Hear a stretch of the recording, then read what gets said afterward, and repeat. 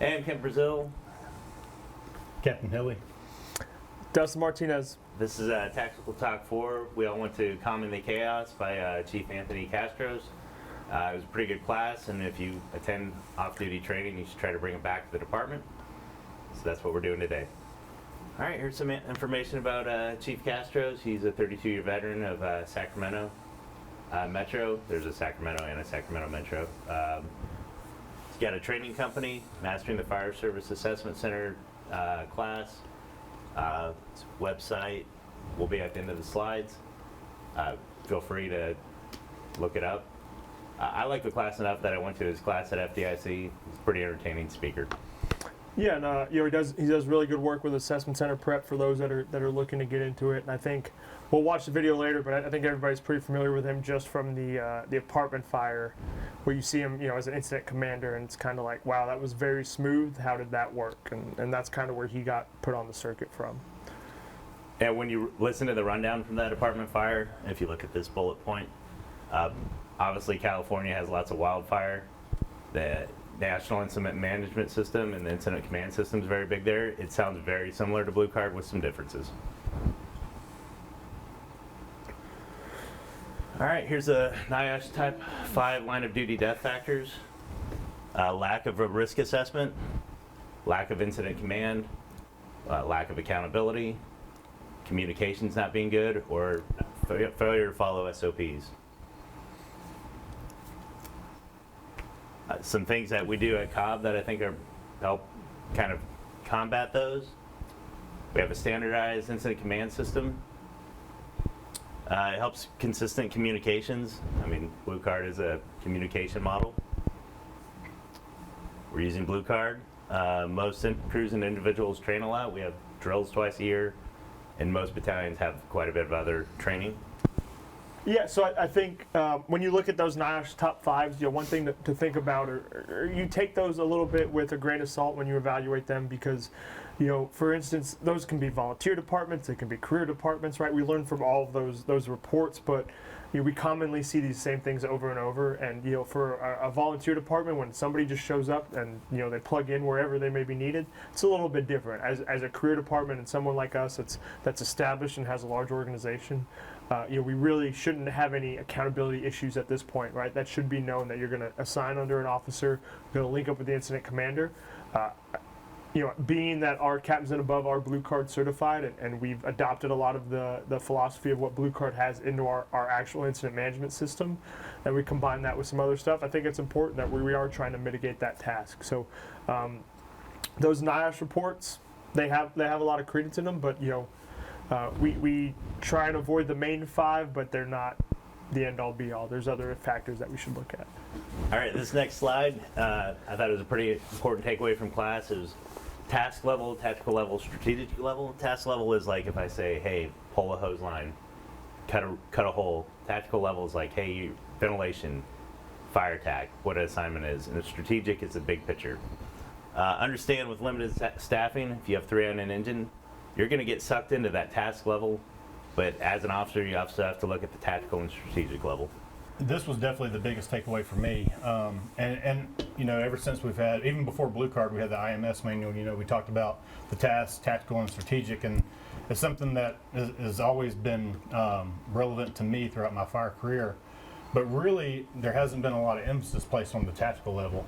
I knew about it, but didn't really actually think about it and how it is actually used on the scene. You talked a lot about the tasks.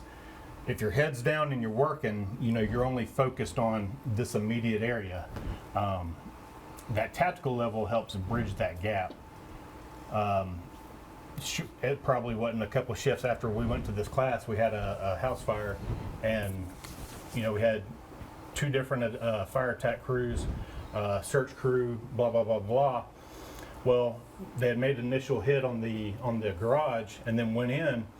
Well, they got bottlenecked into the hallway, and by that time the garage was already flashed over and it was starting to advance into the structure. And finally Jerry made me Alpha Division, said, hey, just go take care of fire attack. So I went in there and I was able to go outside and look what was happening, the changing conditions, and then go in and actually organize the 2 fire attack crews. And really what happened was they had 3 people in each crew. The station officer was humping hose and really couldn't direct the nozzle man, and they basically just got stuck. And once you had somebody kind of organizing and directing them, the fire went out like that. But having that bridge right there, I think, is overlooked a lot of times, and it's difficult to fill that with staffing the way it is, but I think it's critical. Yeah, and I think for us, we know as the first-in officer, or really any company officer with 3-man staffing, like, we're going to get sucked into our company's task level, right? So it's important that we don't, while making these tactical assignments and laying the foundation, we don't get sucked into everybody else's task level. So, like, if I'm giving you as a water supply as a second due, apparatus or search or ventilation, like, I should not be getting sucked into, like, hey, I'm going to need you to, drop this line to this hydrant. Like, I give you water supply. Make sure you put your gate valves on. Handle it, right? I'm laying out a tactical foundation for the task level of the next company officers. With that being said, as company officers, we should be, just like this tactical level says, hey, what's happening on the scene and what do we expect to happen on the scene? So if I'm second due coming in, I should be thinking, like, okay, they're a fire attack, what else is left? Like, search needs to be hit, water supply needs to be hit, maybe a second line.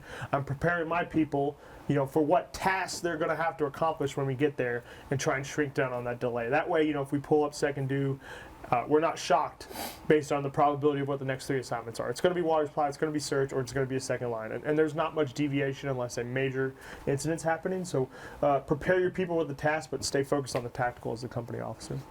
I think a lot of that's just confidence and having good training in your people. You're confident in the crews around you. Yeah, preparations. The fire's won or lost before it ever happened. That's really it.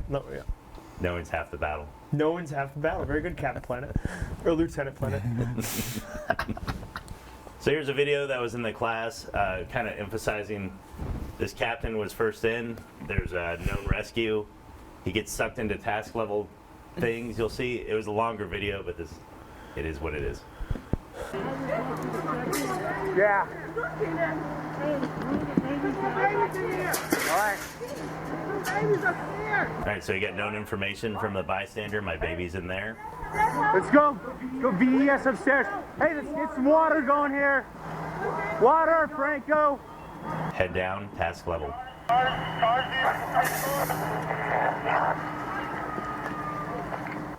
And there's other units that are coming and asking, do they have assignments? This is a setback, which creates a water supply issue for the next 2 apparatus.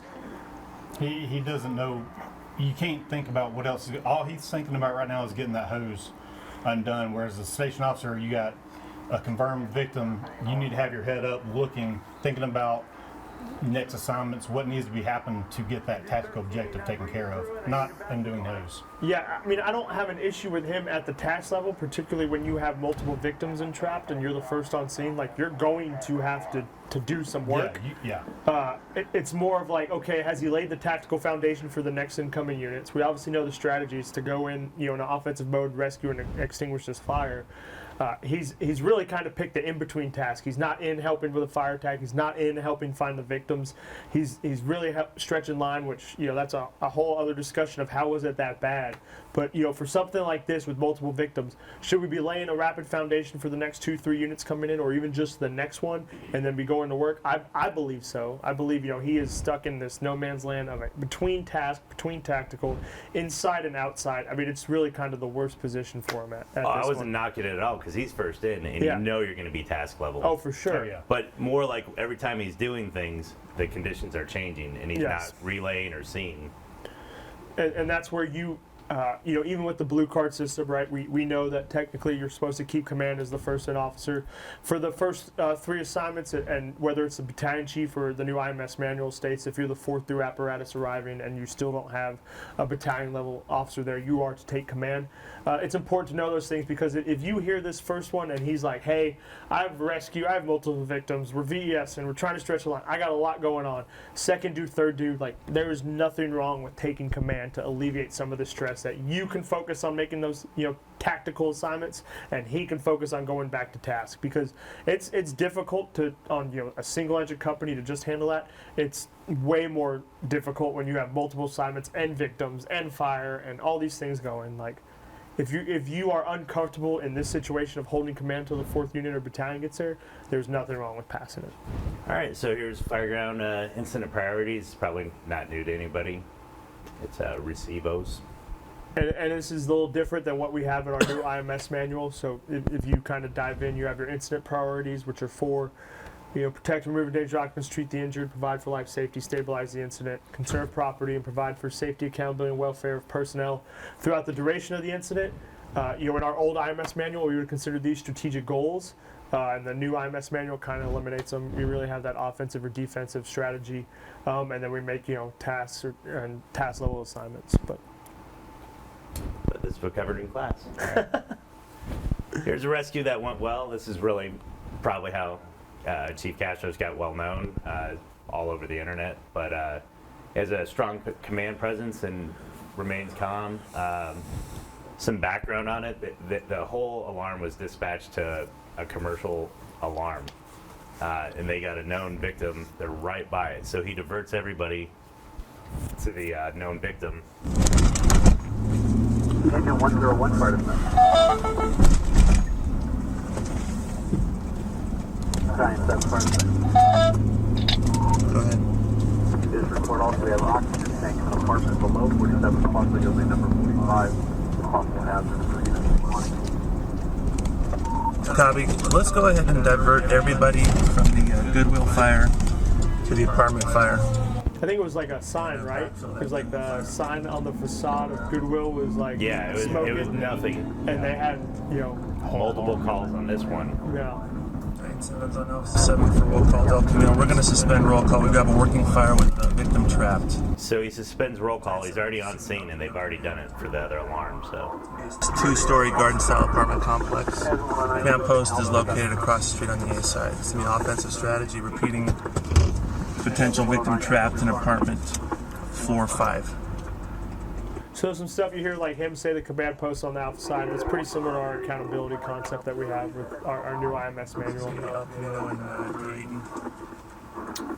Establishing offensive strategy. We do that now.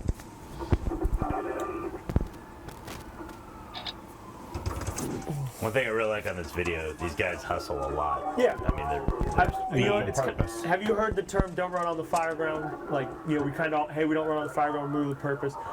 You've never had your house on fire or your children trapped inside, and if you were, you would tell the firemen to run. So, Yeah. I absolutely agree. You should be running on the fire ground. That ODH. Is it just I think so. So you just heard him say truck is all rescue. A lot of times they split their trucks. And there was a terminology they use that we like. We've applied it to our battalion, and we talk about the AOIC program, the Fire Officer 1 program. We would really like to see it. I think it makes sense. But you have all in, being the entire crew is interior, all out, the entire crew is outside, and split. Once you're on the A side by truck 106.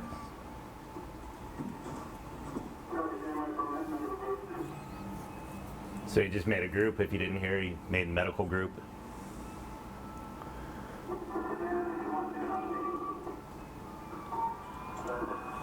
Upon your arrival, you're going to assume rescue group.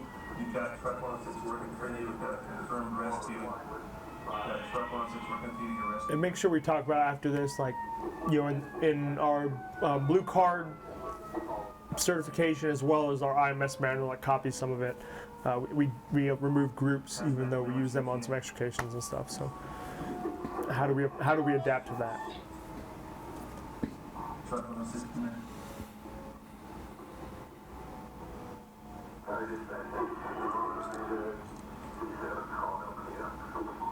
And you were able to possibly split and give me vertical ventilation if I need it.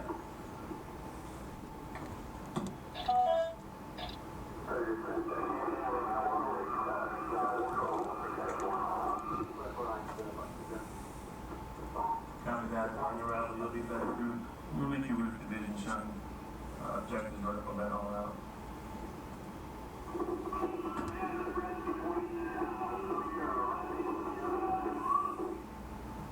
Yeah, rescue 12. If you're on scene, then I want you to go all out to the roof. Put you vertical ventilation. So that term means that the entirety of that crew is outside operating.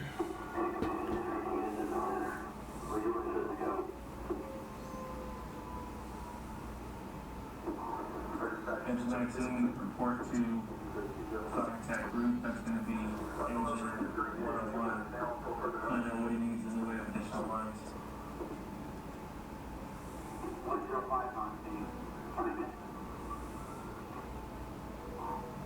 105, come up with your gear and your crew to the command post. ASAP.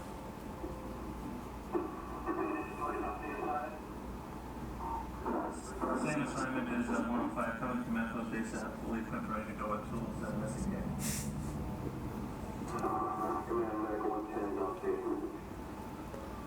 Medic 110, come to the command post with journey gear. You're reporting to a medical group who's going to be the medic already on scene at the command post. The medic third heavily.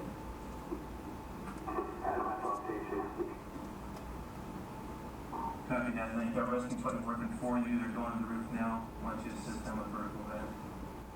If you don't need both companies to the roof, then check out the product pressure for me. Just want to make sure we get this opened up.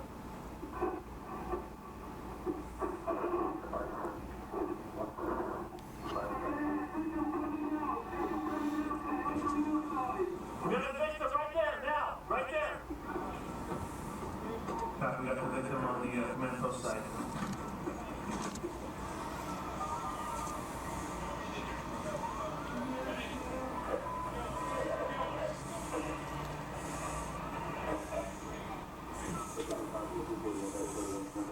What do you got? So even though he looked pretty bad right there, that kid fully recovered. Yeah, and one thing he talked about in the class, is that like training saves seconds, seconds save minutes, minutes save lives, and it's those little things of the predetermined assignments, or like, hey, second company's going to handle water supply, or like trying to get our line in place and a search established, and you saw everybody moving with a purpose. Like that saves seconds. Those translate into results at the end of the incident rapidly. I like how he knew he had a victim. He pre-staged medical. You know what I mean? Like thinking a couple steps ahead. I like how he had faith in his crews. He knew he had a known victim. He didn't stop to walk around. He's like, hey, you're on ventilation. Hey, you're on fire attack. You're on rescue, Just good to see. So you want to talk about the groups and how that correlates to what we're doing? Yeah, so I personally like groups. I've had success with it in the small amount of incidents that I've really used it.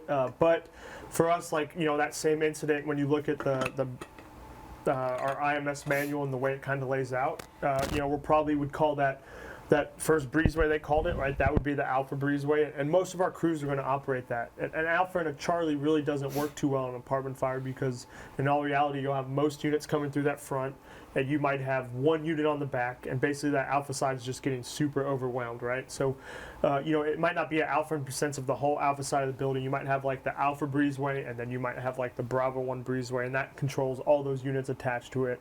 And then maybe a roof division, depending on what you're committed to, and maybe a Charlie division. But we really almost break it down in like geographical breezeways per se, not necessarily Alpha, Bravo, Charlie, and Delta. Yeah, when we first started using the blue card, we had a house fire, and Jerry went ahead, and we didn't have anything operating on the Charlie side, so he went ahead and made me Alpha division. And technically the blue card, I controlled everything that operated on the Alpha division.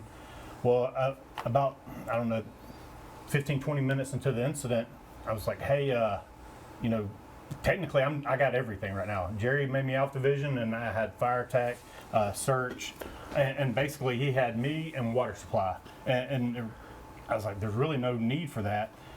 So one thing we've talked about to keep with the blue card terminology, the Alpha, Charlie, Bravo, Delta division, is assigning maybe a division and the tactical objectives or your incident priorities.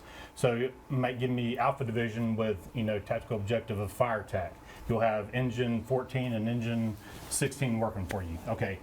I have other crews going through the Alpha division, but my tactical objective is fire attack. So it kind of gets away from, it kind of goes back to creating maybe a fire attack group or search group or something like that. But on something like this, you don't need somebody in the front that's in charge of search and rescue and fire attack, because it's going to overwhelm them, and you're not really doing that tactical bridge.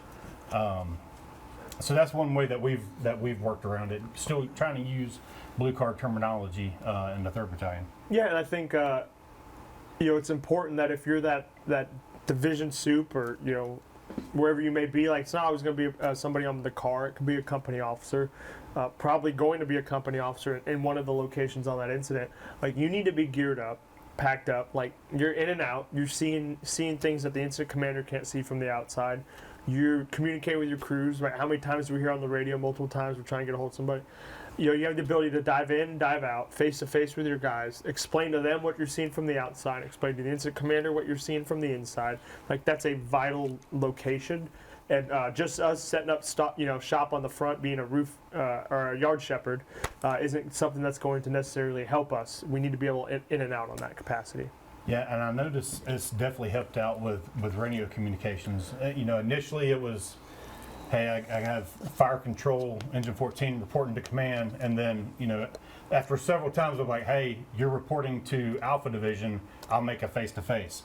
And that initial learning curve and growing pain was very prevalent in the beginning, but now you hardly hear any radio communications back to command. It's either Alpha Division or Charlie Division communicating back to command if something is important that needs to be transmitted. But we're able to cut down a lot on radio traffic because that soup or the division coordinator is actually inside talking face to face. He knows where everybody's at, and then he can run out and either tell command or quickly say it on the radio.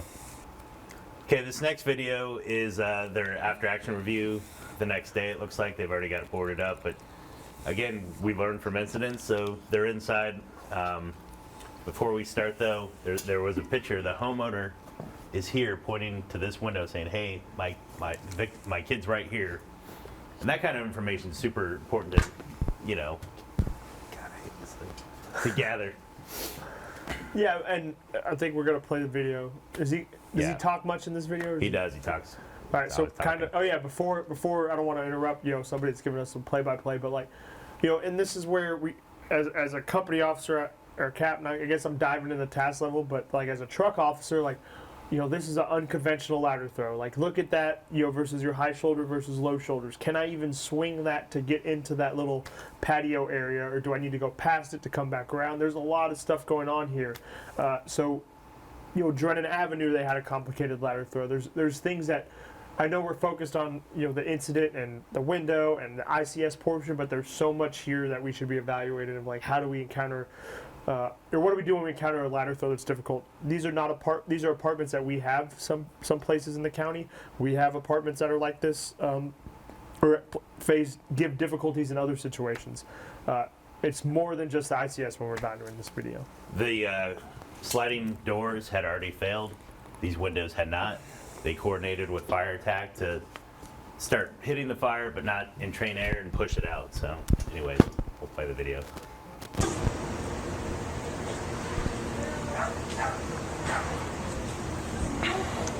Charlie's side, looking up at the apartment. It's the sliding glass door to the apartment. The window to the left is the window that the crew used for vent enter search, where the victim was. Crews came through this breezeway. Attack crew went up the stairs to attack the fire, but did it with short bursts so they wouldn't push fire and steam and products of combustion back onto the rescue crew that was coming in the window via vent enter search. Fire was in between the victim and the front door. It's a perfect vent enter search opportunity. Perfect tactic.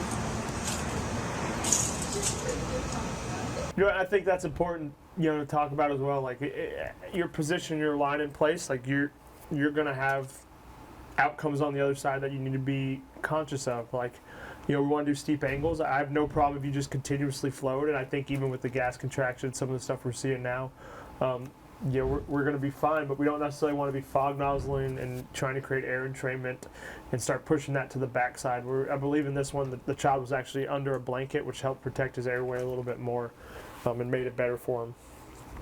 And the child wasn't in his room. I think originally his bedroom's the one to the right. Yeah. Again, good information from the homeowner. I mean, otherwise, just saving time.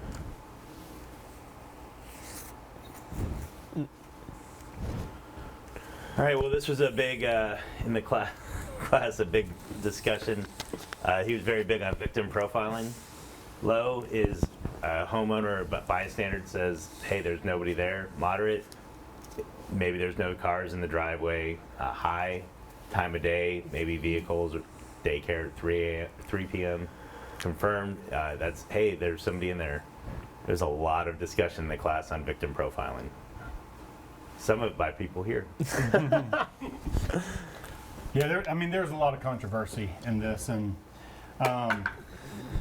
initially I kind of liked it because it almost helped break it down and help categorize it. And of course, my brain gets very construed everywhere, especially when there's a lot of stuff going on. So if I can help break it down into tasks and help put it in boxes and help organize it, for me, it kind of helps me.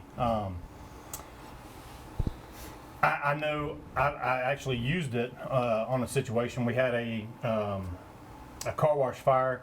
We get there and it's getting it. And from the Alpha side, it looks like it's fully involved.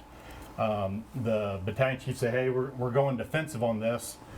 Me and the lieutenant from 14, we meet around to the Charlie side, and Charlie side just have a lot of smoke coming out, but it's 2 a.m. in the morning, and there's a door in the back wide open with a car sitting there. So the battalion chief said, hey, he had already called this defensive. I come back and say, hey, we have a high victim profile here. We're going to search the Charlie side. He said, 10-4, go for it. I didn't have to explain, hey, there's a door. It's 2 o'clock in the morning. There's a door wide open and a car sitting back there. It said, hey, hide victim profile. We're going in and search it. He said, good to go.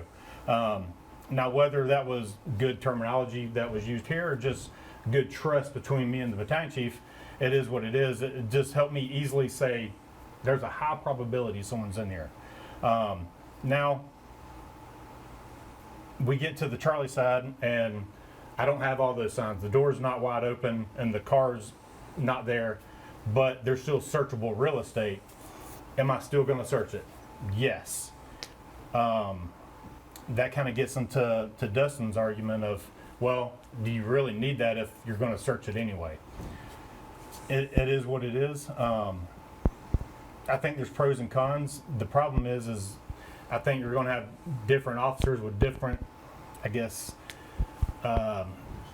meanings of these words, and that's when it can start getting lost. Also, I'm sure Dusty's going to talk about that. Even you might say a low victim profile. Hey, homeowner said everybody's out, but we've also pulled people from those situations as well. I'll let you. Yeah, no disrespect to my brother or Castro. I hate this. I hate this so much. I think at some point, how many times can we be burned by the same thing, announcing everybody's out or saying no victim profile, and we find it. We look at Gary Drive in Austell, 22's first in where the mom says that everybody's out and they're pulling the daughter out. We look at 19's territory and the kid says his dad's at work and they're pulling the father out. We look at 4's territory where Shumway and pulls that guy out and he says he's the only one home, and then 10 minutes later the mom's coming out that they find in the fire room. Like at some point we are getting burned by saying that everybody's out and finding people, and it should have been the first time, and we're 3 times deep and still making this mistake. I don't like it because you see this across the nation. I think like the last number was 3% of fires are having people come out with reports of everybody out. When you combine that with like no confirmed entrapment reports, it's almost 50% of people are found in fires with no victims located or no victim reports and or reports of everybody out. That's a huge number. Additionally, we are professionals. We deal with emergencies every day. We should act like that. And, the citizen who's never been put in that situation before, who's all over the place, that does things we have no idea why, right, in the fogs of the fireground, we're going to necessarily listen to them entirely. We want to get some key info, but, for me, my first 3 assignments are going to be a line stretch to search and a water supply, and, there's a combination of that somehow. I don't know what this changes other than like, hey, we have a confirmed victim. Well, then the first company's going rescue mode. We don't have a confirmed victim. Well, the first company's going to stretch a line. Then the second company's going to try and get a water supply with a search going. I think it's that easy. I think this is an overcomplication, at least in the blue card. method, there's a 200-foot hose line that we have as a standard to judge against. What's low to you versus low to me? What's moderate to you versus moderate to me? That's something we try and train out of our individuals, but we can't get fully involved right now in this organization. How are we going to get victim profile right? So. Yeah, what I think you mean by that is, we can't get people to say, hey, this is a small, medium, large, as far as blue card terminology. And like you No, say, I mean, I genuinely mean we have people that call houses fully involved and they're not. yeah, and I think that was a lot of the discussion during this class was, when you say low, well, that doesn't mean that they're not going to be searched. Of course, you hear confirmed by the homeowner, everybody's out. Oh, well, then you're going to classify it as low. That means we're not going to search. And I don't think that's what Castros was getting at. It just means it might get moved down 1 or 2 blocks on your incident priority and tactical objectives. And I think it's a difference, if the homeowner's at the front yard and they're like, hey, this is me, this is my family, I got a head count. Like, I feel pretty good about that. Like, I'm still going to establish a search just like you said. But when we start talking about like moderate, okay, we're using cars in the driveway as an indicator. Like, we know that it's different times of day people are working. We have people working from home. We have people that use public transit. Like, people are getting rid of vehicles. The market's crazy. Like, we can't have vehicles and things like that be our determination of like, is somebody at home or not. Really, the only thing I've ever learned in my career about vehicles in the driveway is it means they can't drive themselves to the hospital. Like, that's the only thing that cars in the driveway actually means. I think it's a little bit older thinking. I think we've come a long way in the fire service when you look at search is a much higher priority than it used to be, maybe because there was a bigger safe, not that we're not safe, but when we first started, it was, hey, super safe, then it was searchable or survivable space, now it's searchable space. Some of it might just be a holdout for that. To me, it was more of as an officer, your risk assessment matrix, like, am I having people search something where there's literally nobody, like in Texas, what was that, Knights of Columbus Hall that collapsed on that guy. They're searching at 3 a.m. where there's literally nobody there. You know what I mean? And that's it's difficult, and you got to have. I know common sense is not that common as a term we hear a lot, but like you have to have some of that, because for every night or for every fire like that, you could point to the San Diego J Street fire where they pull one kid out, the firefighter bails out because he's so hot. They pull the second one out and he survives. When you look at survivability, it's such a complex thing. It's elevation in the fire, it's proximity to the fire, it's how closed is the door, what's burning, what's the age, what's the health of the victim, what's their fitness level, like all these things that are involved in the survivability profiling that MARSAR would argue about or argue against. How can we understand that from the outside? We cannot. So statistically, we cannot be judging survivability from the outside. If we were going by numbers alone, we would never do CPR because our survival rates are 12 to 15% depending on who you ask. So I just don't like this. I think we should have a confirmed victim, which means we go into rescue mode. I think we can take some key information of a whole family that's like, this is everybody, we're outside. But I just hate this so much. Mm-hmm. I think it's putting us in a situation, 5 years, 10 years, 20 years down the road of, well, it was really kind of a low victim profile. I wasn't expecting to find them, but, they were there. And no, I'm just out. I might shift a second line ahead of search if there are like reports of everybody out. But at what point between the fire service and this department, we've had 3 in the last, 3 or 4 years? Like, we just have to know. Everybody out does not mean everybody's out. I wasn't arguing for this, by the way, but it was interesting in the class because there were some very passionate people that were like, we don't need to do this. And he represented it well, his point well. Yeah, but I think yeah. It's well intentioned. I get it, and I understand where he's coming from. Like, try and paint a kind of standardized risk management or risk profile like you were talking about earlier. I just think that it's one thing to say compared to a 200-foot line, this is the size of a structure. Yeah. What's a moderate to you versus moderate to me? And in the class, they were using like kids' toys. Are there multiple age toys? It'd be very difficult to judge by that. Yeah, and I think it's like Dusty said, there's so much room for interpretation here that it could easily get lost or misunderstood. And even in the class when he was laying everything out, a guy said, "So you're saying that the homeowner says that nobody's inside, you're not going to search?" He said, "No, I'm not saying that. I'm just saying I'm still going to search it, And so you got a guy that's explaining it, breaking it down, but yet there's still people in the class that couldn't get on the same wavelength. I don't see this becoming a thing just because everybody's going to interpret low different, moderate different. Obviously, confirms about the only thing everybody can agree on. Yeah. Which definitely changes what our actions. Yeah. So. This was a mental size up. Facts, what do I know for sure? Probabilities, that's an educated guess. Own situation, that's, hey, what's my staffing? What are my resources level? As an officer, you should know what's coming. Decision, what's your strategy and your plan of operations.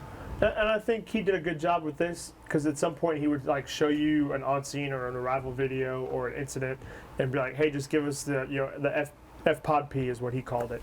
So and I like that, right? This took Cole's wealth, it compressed it to something extremely small, and it was like, what do you know about the building? What do you anticipate the building is going to do? Like, who do you have coming?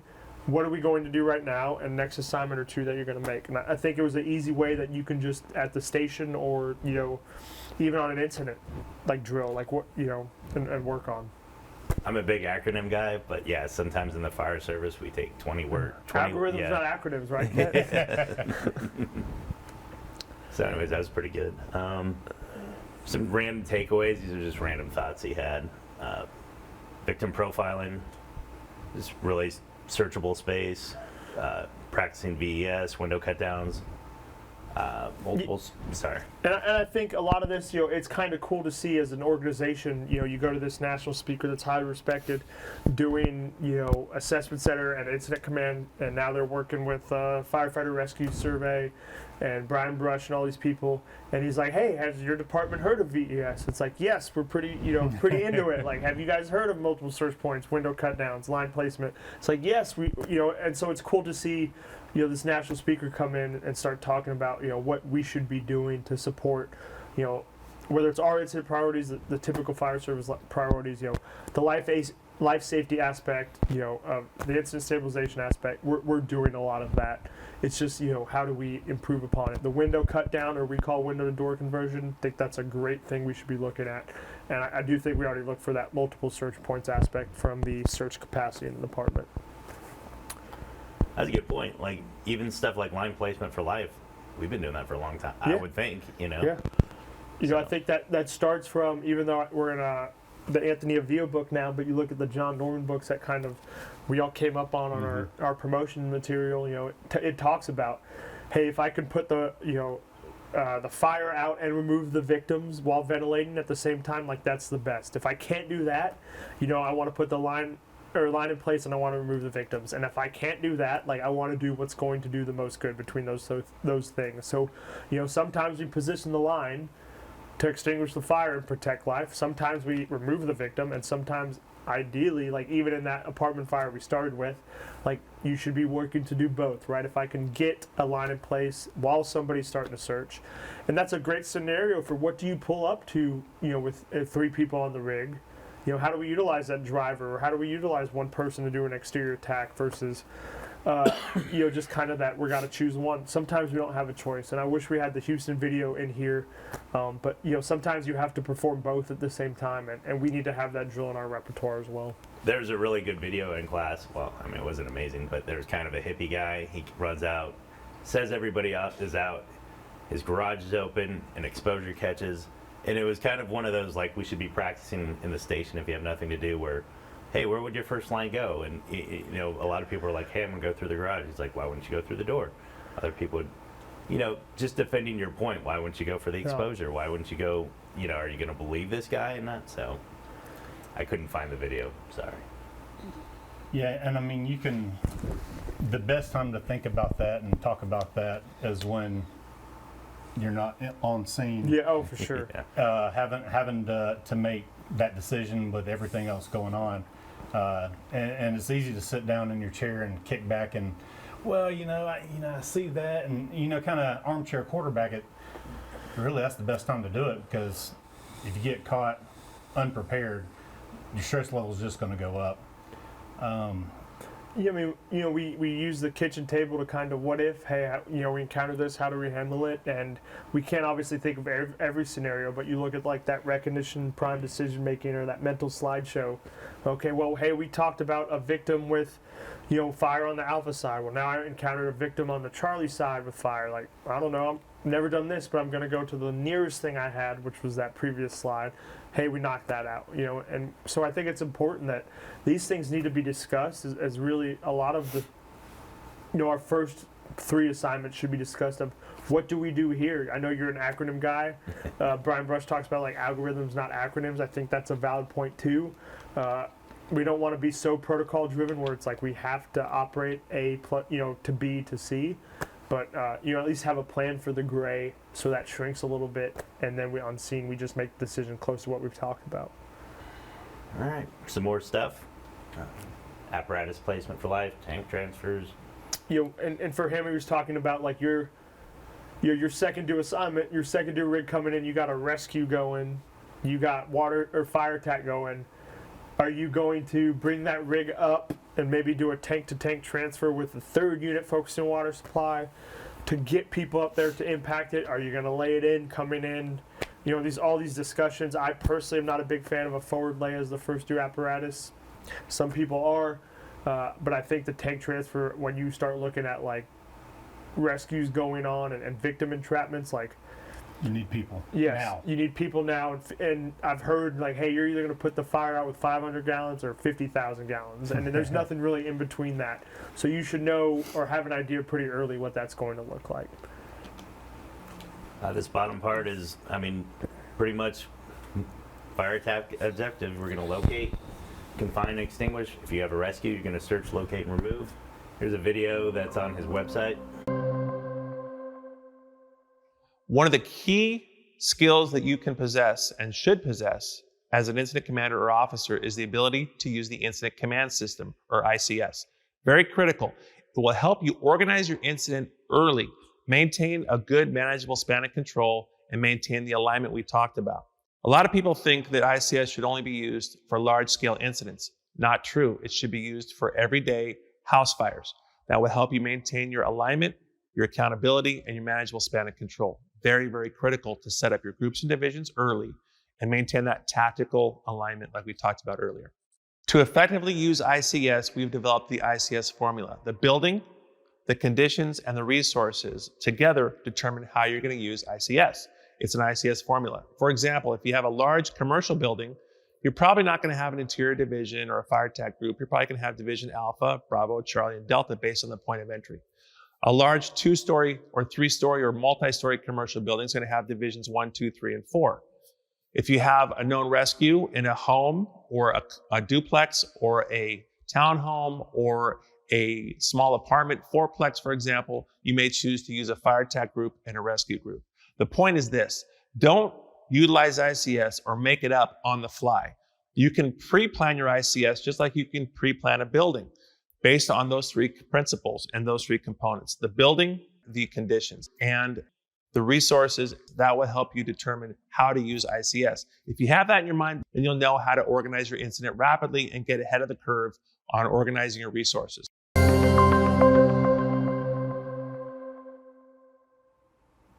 All right, so we just saw that video. I like some of the points practicing ICS. I know working with acting officer, like I do the extrication part. I think since we've had VMR, people using ICS on accidents, that's important. But also on this, hey, a house fire is not going to have the same groups as a commercial fire. We should know our buildings. We know our resources. As an officer, you know what's getting dispatched with you. Really, conditions are the only thing that's going to change. Yeah, and it's important. My world of 1,000 square foot houses, on the south end of the county is totally different than Hilly's world on the east side of the county with, the McMansions that you guys have down there. And it's just different. Like, I probably won't set up an Alpha or Charlie division on that 1-story, 800 square foot house. I may have an interior, I don't know, but we probably don't even need that when you look at some of it. You can still translate that ICS by just giving them, engine 22, I need you to stretch a line, you'll be fire control, or truck 22, you'll be search. I can still have accountability. You go to Hilly's where his is a commercial fire. It's just on a residential. I mean, he's probably going to need divisions, whether it's first or second or Alpha and Charlie. So it has to be. You have to have the ability to input that framework pretty rapidly. Yeah, and he talks a lot about breaking it down and making sure you keep it in your span of control, and he does a great job with that as an incident commander. But there's sometimes that it may not fit in the category as far, especially with Blue Card. Everything's got its own neat little place, and he was showing a video of a big circle type apartment fire, and he needed somebody to really coordinate some activities going on the fourth floor, and he told a guy, hey, go up there and make the fourth floor better. He didn't really worry about, hey, you're going to be the 4th division, blah, blah, blah. Hey, go up there, you're in charge of that, and make it better. And I think sometimes we could use that on scenes. Not having division soups doesn't mean you're outside of the ICS. Like, as long as you have a plan of, like, how am I rapidly going to expand that or put one in place if I need to, that's really the goal. You don't have to have a division supervisor, an Alpha and a Charlie side on a 2-car MVC. So, just operating the framework, but knowing when to expand it, knowing when to, hey, based on this incident, probably pretty early I can use a supervisor. I think that's going to be more important, the most important part. I think that's looking steps ahead. Yeah. All right, well, here is his website. If you want, go check it out. He has a book and some paid classes.